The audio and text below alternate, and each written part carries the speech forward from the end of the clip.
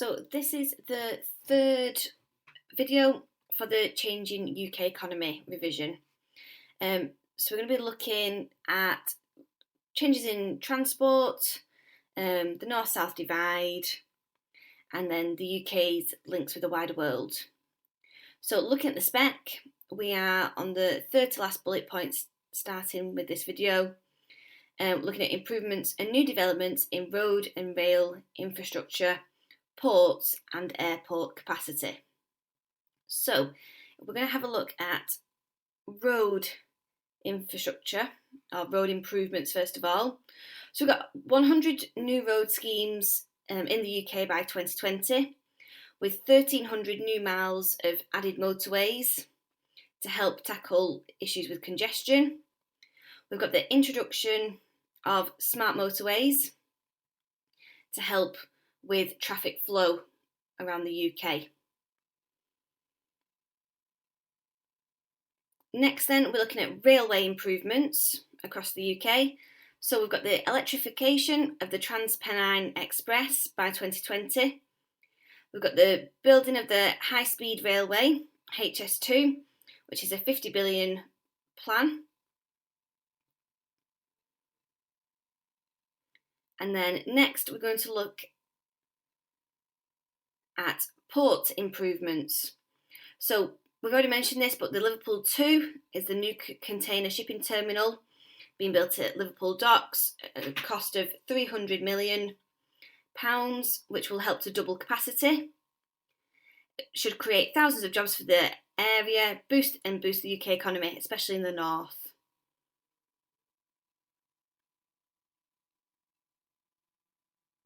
And next, looking at airport improvements. So we've got a new runway being built at Heathrow, an estimated cost of 18.6 billion.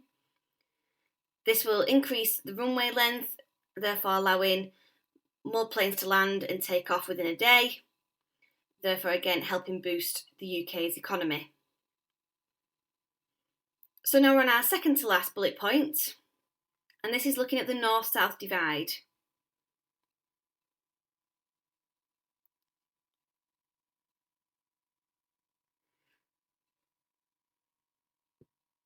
So the North-South divide refers to the cultural and economic differences between the south and the north of England. So the main causes of this is that during the Industrial Revolution, all the coalfields were in the north, these were shut down, and London and the southeast rapidly grew through the tertiary sector, became very wealthy, while sort of leaving the north behind. So now we're looking at how we can address and help to solve the issue of the North-South divide. So we've got the establishment of the Northern Powerhouse in 2015, which is developing the economies of major northern cities such as Liverpool and Manchester.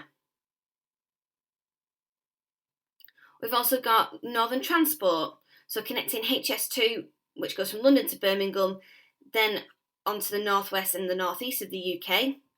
We've got the electrification of the railways as well. Thirdly, we're looking at enterprise zones. So we've had 24 enterprise zones created since 2011 in the north, and the aim is to encourage the growth of new businesses and jobs. So they get fast broadband and a business rate discount, making it cheaper for businesses in the north. And finally, looking at local enterprise partnerships, known as LEPs. So these are partnerships between businesses and the local authority. Since 2011, 39 LEPs have been established in the north. Our example is Lancashire LEP, which aims to create 50,000 new jobs with £20 million of transport improvements and a large investment from BT. An example of the Lancashire LEP is the BAE Systems development in Samlesbury. We've also got an exam question there, which is worthwhile having a look at as well. So on to our last bullet point now, is the UK's place within the rest of the world. So there are quite a few links, one of them being trade with the rest of the world, culture, sort of UK TV, transport as well, and electronic communication.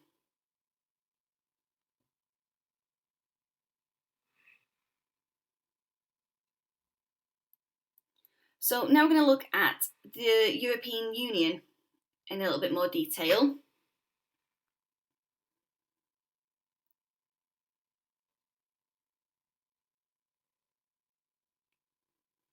So, by being part of the EU, which obviously is now ended, was support for sort of struggling industries such as fishing.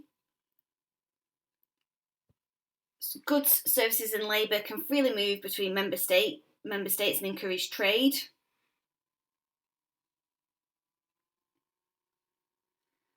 There's migration of workers from poorer countries to the UK seeking employment.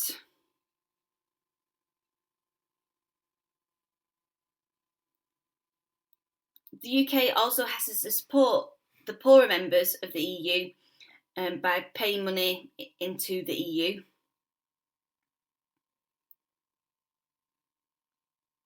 And EU laws on crime, pollution and consumer rights can be quite restrictive to the UK. And finally, financial support for farmers.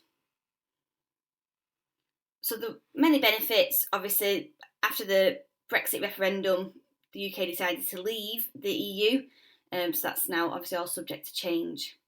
So next we're looking at the UK's links with the Commonwealth. So the Commonwealth is a voluntary group of 53 countries that were once British colonies, so belonged to the British Empire, home to around 2.2 billion people, and provides advice on issues such as human rights and development. The heads of each country meet every 2 years, and I think the Commonwealth is most likely known for the Commonwealth Games, which are held every 4 years.